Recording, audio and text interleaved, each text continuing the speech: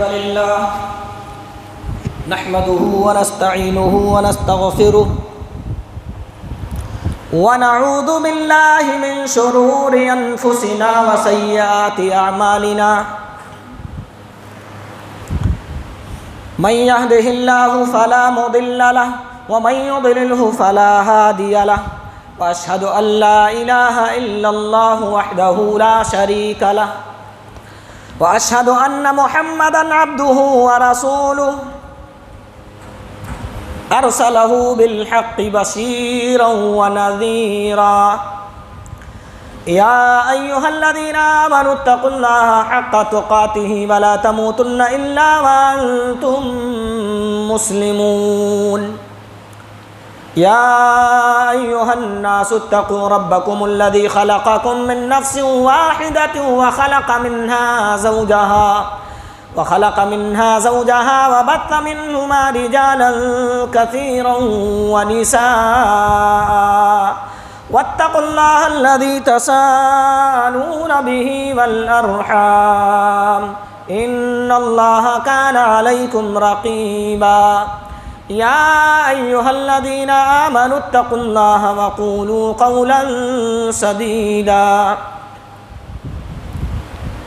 يصلح لكم أعمالكم ويغفر لكم ذنوبكم ومن يطع الله ورسوله فقد فاز فوزا عظيما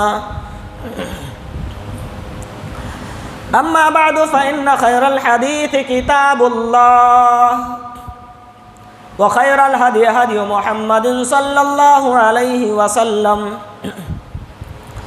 وشر الأمور محدثاتها وكل محدثة بدعة وكل بدعة ضلالة وكل ضلالة في النار فأعوذ بالله السميع العليم من الشيطان الرجيم بسم الله الرحمن الرحيم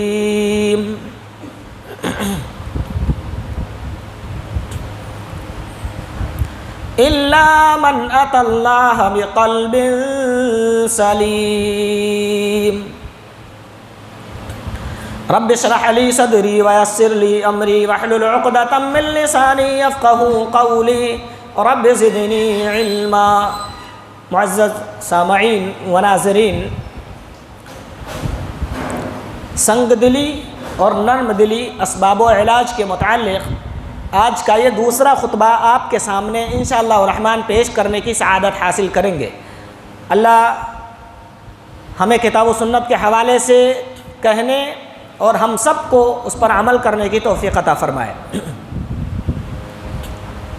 اللہ تعالی اس کو نجات دے گا قیامت کے دن جو قلب سلیم لے کر کے آئے گا، جس کے دل کے اندر کجی نہیں ہوگی، ٹیڑھاپن نہیں ہوگا، قساوت نہیں ہوگی، سختی نہیں ہوگی، جس کا دل پتھر نہیں ہوگا، جس دل میں نفاق نہیں ہوگا، اس دل کو یعنی اس بدن کو اللہ تعالی نجات دے گا۔ یوم لا ينفع مال ولا بنون، جس دن نہ مال کام آئیں گے نہ بیٹے کام آئیں گے، کیا کام آئے گا؟ الا من اتى الله بقلب سلیم، مگر اس شخص کے جو سلیم دل، سیدھا دل، صحیح دل لے کر کے اللہ کے پاس آئے گا، وہ نجات پائے گا، اس کا وہ دل اس کے کام آئے گا۔ قساوت قلبی کے کچھ اسباب یا دل کو سخت بنانے والے، دل میں کمی پیدا کرنے والے کچھ اسباب پچھلے خطبے میں نے آپ کے سامنے ذکر کیا تھا۔ انشاءاللہ آج کے اس خطبہ جمعہ میں یہ ذکر کریں گے انشاءاللہ کہ دل کو نرم کیسے بنایا جائے، دل میں جو قساوت پیدا ہو جاتی ہے اس کو ختم کیسے کیا جائے۔ تو سب سے پہلی بات، پچھلے خطبہ جمعہ میں جو یہ بات ہے میں نے عرض کیا تھا کہ فلا کام کرنے سے دل سخت ہوتا ہے، اس کو چھوڑ دیا جائے، تو اس کا الٹ ہوگا۔ پھر جن کاموں کے کرنے سے دل سخت ہوتا ہے اس کو چھوڑ دیا جائے، ظاہر سی بات ہے دل نرم ہوگا۔ اور اس کے بعد دعا کیا جائے۔ سب سے پہلی اور سب سے امپورٹنٹ چیز جو ہے اس معاملے میں وہ دعا ہے۔ اللہ کے نبی جناب عربی محمد رسول اللہ صلی اللہ علیہ وسلم کو قرآن مجید کے الفاظ میں اللہ تعالیٰ نے دعا سکھایا۔ کیا دعا ہے؟ ربنا لا تزغ قلوبنا بعد اذ هديتنا، اے اللہ ہمارے دلوں کو ہدایت دینے کے بعد کجی میں مبتلا نہ کر دینا۔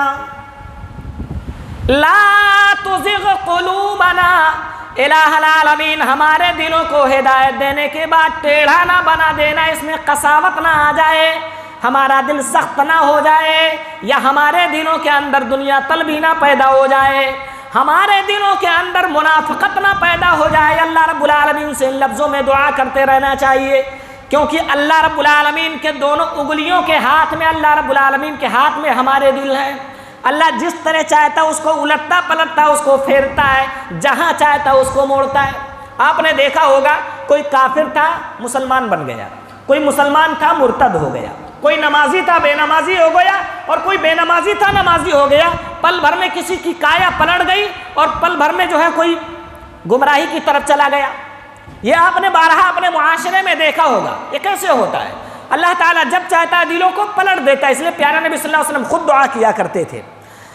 سنن ترمذی کی 3522 نمبر کی روایت کے مطابق کہتے ام سلمہ رضی اللہ عنہ کہتی ہیں پیارے نبی صلی اللہ علیہ وسلم دعا کیا کرتے تھے، یا مقلب القلوب، اے دلوں کے پھیرنے والے، اے دلوں کے پلٹنے والے۔ دوسری روایتوں کے اندر یا مصرف القلوب کا بھی لفظ موجود، دونوں ہی لفظ صحیح ہے۔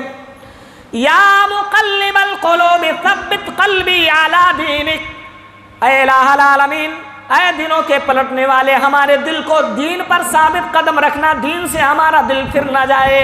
اے اللہ ہمارے دل کو ایسا بنا دینا جو دین سے کبھی دور نہ ہو، دین پر ہمیشہ ثابت قدم رہے۔ پیارے نبی صلی اللہ علیہ وسلم خود یہ دعا کیا کرتے تھے، کیونکہ کب دل ادھر ادھر ہو جائے کسی کو پتہ نہیں ہوتا۔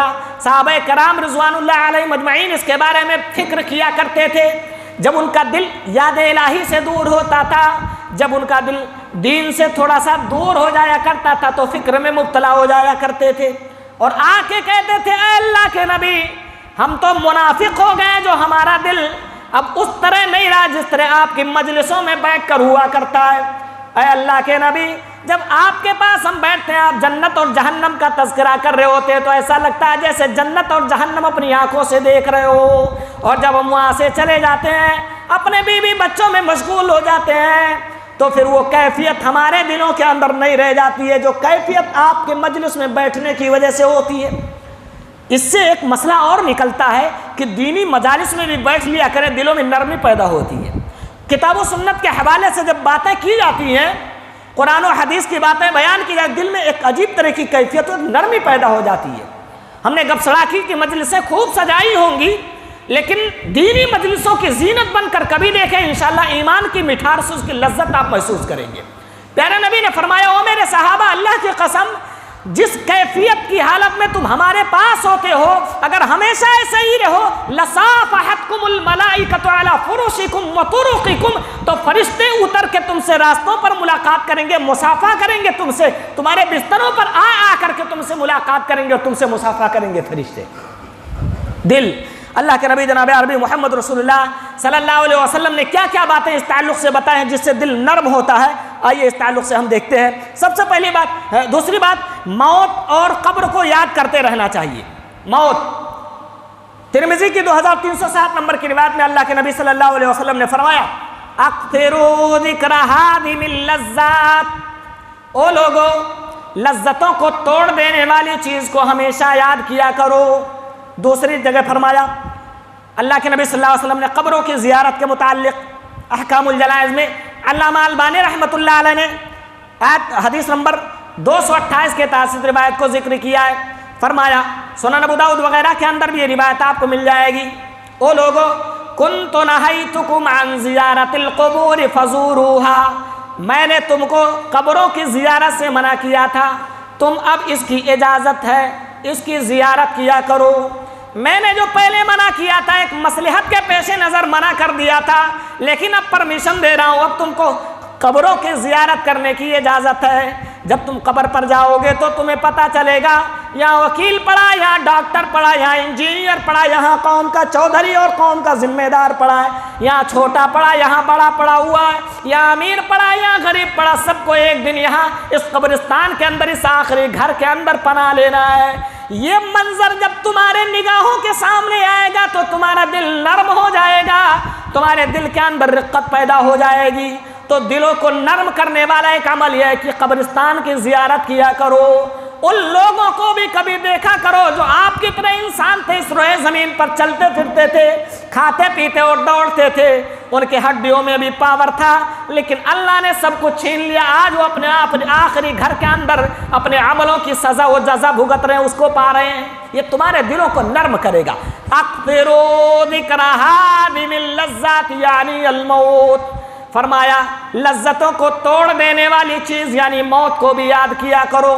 عام طور پہ دنیاوی لذتوں میں مشغول ہو کے بندہ دنیا کا غلام بن کے رہ جاتا اور اس کے دل کے اندر قساوت پیدا ہو جاتی ہے، لیکن جب وہ یہ فکر کرے گا کہ یہ 10-20 سال کی زندگی گزر گئی، 40 سال کی زندگی گزر گئی، 20-30 سال اور باقی ہے، ایک دن موت کا جام ہم کو بھی پینا پڑے گا۔ جیسے ریت اور رواج چلی آ رہی، اللہ نے جو قانون بنا دیا، کل کوئی اور گیا، آج کوئی اور گیا، اور آنے والے کل میں ہماری بھی باری آئے گی۔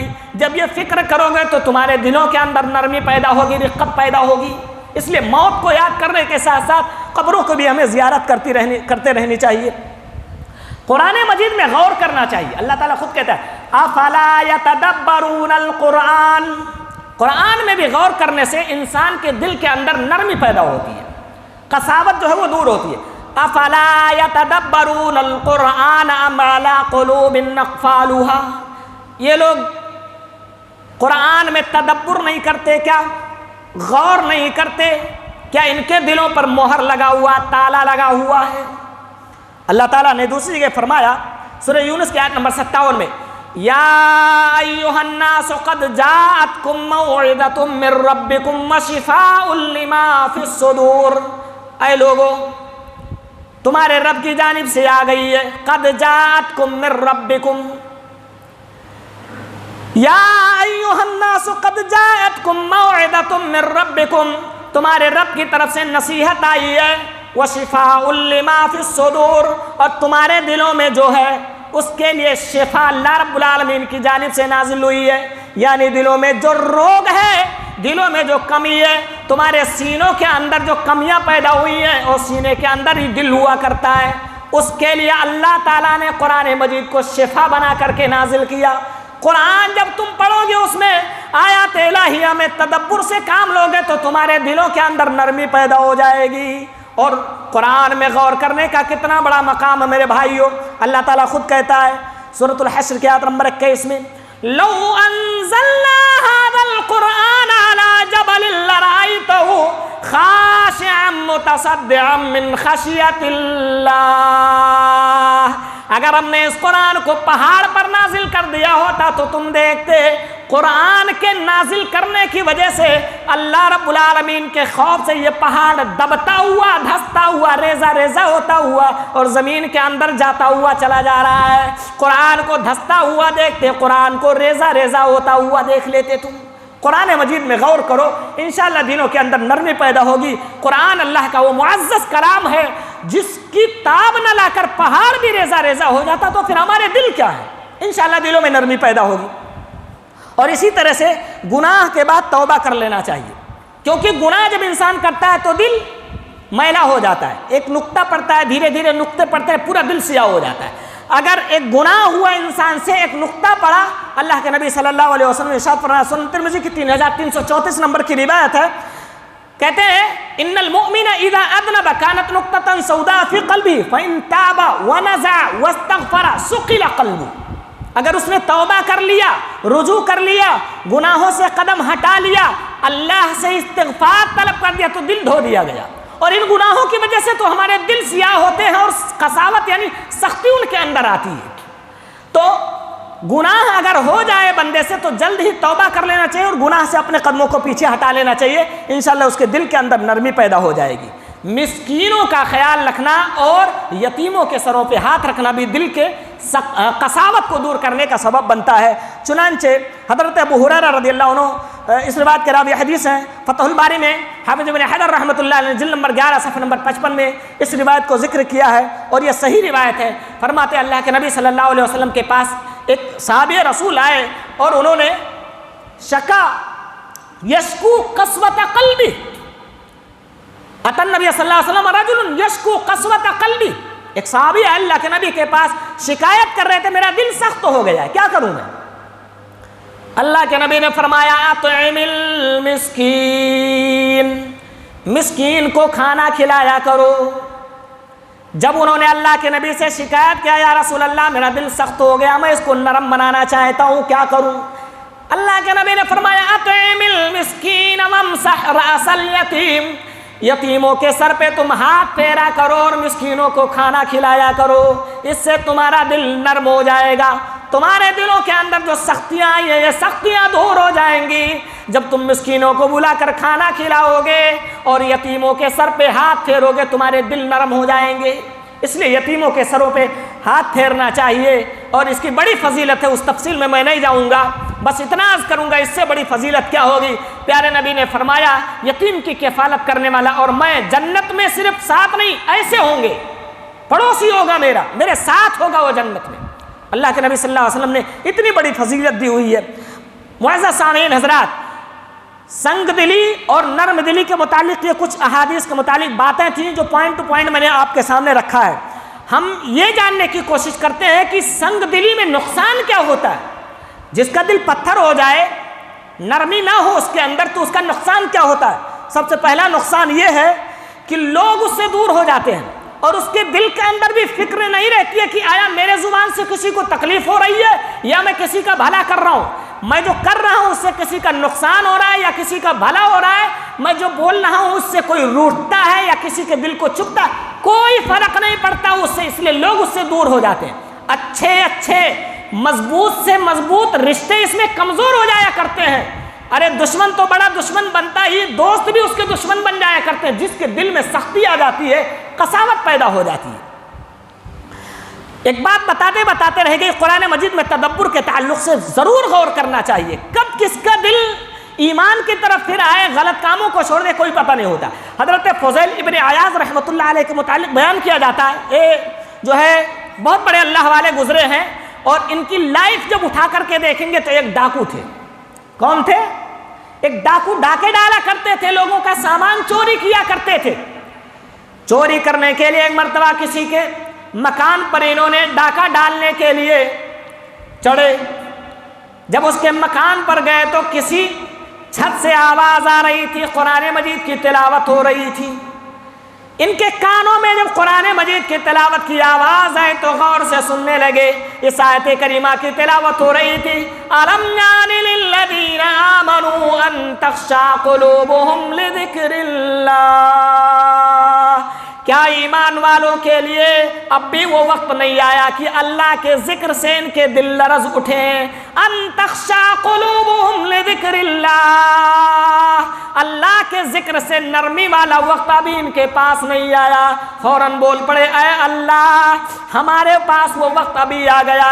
فوراً توبہ کر کے گناہوں سے اللہ رب العالمین سے معافی مانگ کر زندگی کو اللہ رب العالمین کے حوالے کر دیا، اور ہمیشہ اللہ کی عبادتوں میں انہوں نے گزارے، اور وہ آگے چل کے ایک بہت بڑے محدث اور فقیہ کہلائے۔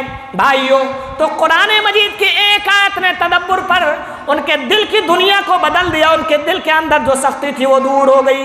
اللہ رب العالمین نے یہی تو قرآن مجید کے اندر فرمایا ہے کہ اللہ تعالیٰ نے جو قرآن مجید نازل کیا اس کا ایک فائدہ یہ بھی ہے، اللہ نزل احسن الحدیث، سب سے بہتر بات اللہ رب العالمین نے نازل کیا ہے، احسن الحدیث کتابا متشابہا مثانی تقشعر منہ جلود الذین یخشون قلوبہم۔ اللہ رب العالمین ارشاد فرماتا ہے، اللہ تعالیٰ کی وہ ذات ہے جس نے بہترین کتاب اور سب سے بہتر کتاب نازل کیا، احسن الحدیث کتابا متشابہات، یعنی اس کی آیتیں آپس میں ایک دوسرے سے ملتی جلتی ہیں، مثانیہ بار بار پڑھی جانے والی ہے، تقشعر منہ جلود الذین یخشون ربہم، جو اپنے رب سے ڈرتے ہیں ان کے دل نرم ہو جائے، ان کے چمڑے اور ان کا دل نرم ہو جایا کرتا ہے۔ وقلوبہم الی ذکر اللہ، جلودہم وقلوبہم الی ذکر اللہ، ان کے چمڑے ان کا دل نرم ہو کر اللہ رب العالمین کی طرف راغب ہو جایا کرتے، اللہ کی طرف جھک جایا کرتے۔ قرآن مجید میں غور کرنے سے نہ صرف دل نرم ہوتا ہے بلکہ چمڑوں میں بھی نرمی پیدا ہوتی ہے، اور جب نرمی پیدا ہوتی ہے تو اللہ نرمی میں جو چیز بندے کو عطا کرتا ہے سختی میں نہیں دیتا۔ یہ دوسرا نقصان ہے۔ پہلا نقصان لوگ اس سے دور ہو جاتے، دوسرا نقصان یہ کہ اللہ تعالیٰ نرمی میں جو چیزیں بندے کو عطا کرتا ہے سختی میں نہیں عطا کرتا ہے. چنانچہ صحیح مسلم شریف کی روایت کے مطابق اللہ کے نبی صلی اللہ علیہ وسلم نے ارشاد فرمایا ہے عائشہ رضی اللہ عنہا، یہ حدیث ہے 2593 نمبر کے تحت روایت آپ کو مل جائے گی. فرمایا ان اللہ رفیق یحب الرفق فی الامر کلہ، بے شک اللہ رب العالمین نرم ہے اور ہر معاملے میں نرمی کو ہی پسند کرتا ہے. وَيُعْطِي عَلَى الرِّفْقِ مَا لَا يُعْطِي عَلَى الْعُرُفِ، اور اللہ رب العالمین بندے کو نرمی میں جو چیز دیتا ہے وہ سختی میں بالکل نہیں دیتا ہے. آپ نے بارہا دیکھا ہوگا نرم لہجے میں گفتگو سے بندہ جو باتیں سامنے والے سے منوا لیتا ہے سختی میں کبھی بھی منوا نہیں پاتا. سختی میں کیا ہوتا ہے؟ معاملات بگڑتے ہیں، جھگڑے لڑائیوں کی نوبت آتی ہے. اگر تم مجھ سے چھوٹا نہیں تو میں تجھ سے کیوں چھوٹا، اس بات کی اکڑ دلوں میں پیدا ہو جاتی ہے اور معاملات پورے کے پورے خراب ہو جایا کرتے. اس لیے اللہ کے نبی نے فرمایا او لوگو دلوں میں نرمی پیدا کرو، نرم معاملہ اختیار کیا کرو. اللہ نرم ہے، نرمی کو پسند کرتا ہے اور نرمی میں اللہ بندے کو وہ چیز دیتا ہے جو سختی میں بالکل بھی نہیں ملتی، سختی میں بالکل بھی اللہ نہیں دیتا. جس دل میں سختی آ جائے نرمی نہ ہو، جانتے ہو کون ہے انسان؟ تابعین رحمہم اللہ علیہ مجمعین سے اور اسی طرح سے سلف صالحین سے، بالخصوص حضرت فضیل ابن عیاض رحمہ اللہ سے یہ بات نقل کی جاتی ہے. انہوں نے فرمایا سماج کا سب سے بدتر انسان وہ ہے جس کا دل سخت ہو گیا ہو. سماج کا سب سے گھٹیا درجے والا وہ انسان ہے جس کے دل میں قساوت پیدا ہو گئی، جس کے دل میں نرمی نہ ہو، اس کا دل پتھر ہو چکا ہو، اس کے دل کے اندر نرمی نہ پائی جاتی ہو. وہ انسان سماج کا سب سے گرا ہوا انسان ہے.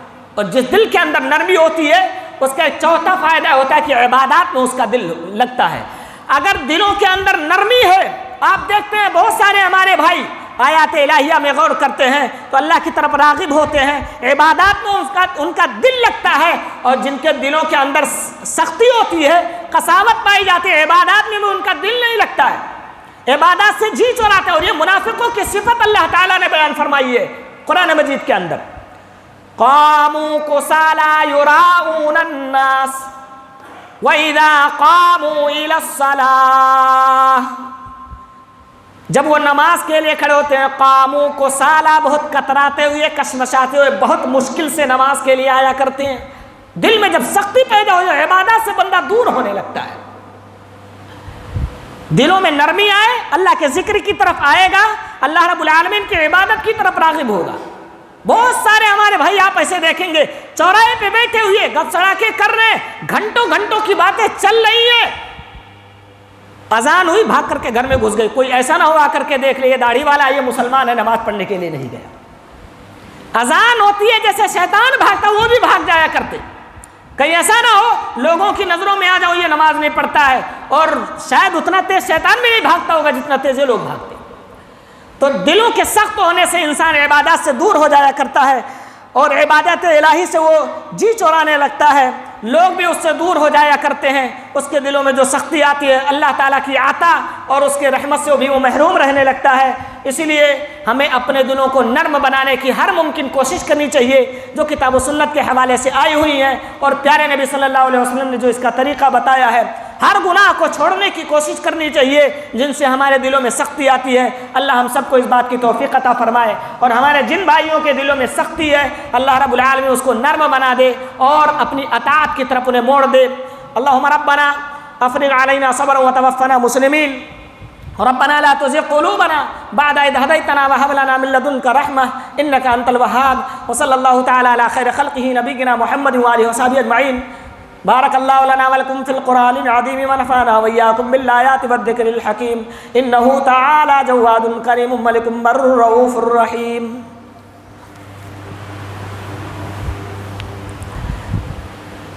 الحمد لله الذي هدانا لهذا وما كنا لنهتدي لولا أن هدانا الله. أما بعد فإن خير الحديث كتاب الله وخير الهدي هدي محمد صلى الله عليه وسلم وشر الأمور محدثاتها وكل محدثة بدعة وكل بدعة ضلالة وكل ضلالة في النار. فأعوذ بالله السميع العليم من الشيطان الرجيم. بسم الله الرحمن الرحيم. ان اللہ و ملائکتہ یصلون علی النبی یا ایھا الذین آمنوا صلوا علیہ وسلموا تسلیما اللهم صل على محمد وعلى آل محمد كما صليت على إبراهيم وعلى آل إبراهيم إنك حميد مجيد اللهم بارك على محمد وعلى آل محمد كما باركت على إبراهيم وعلى آل إبراهيم إنك حميد مجيد اللهم انصر من نصر دين محمد صلى الله عليه وسلم واجعلنا منهم آمين واخذل من خذل دين محمد صلى الله عليه وسلم ولا تجعلنا منهم آمين عباد الله رحمكم الله إن الله يأمر بالعدل والإحسان وإيتاء ذي القربى وينهى عن الفحشاء والمنكر والبغي يعظكم لعلكم تذكرون ولذكر الله أكبر والله يعلم ما تصنعون.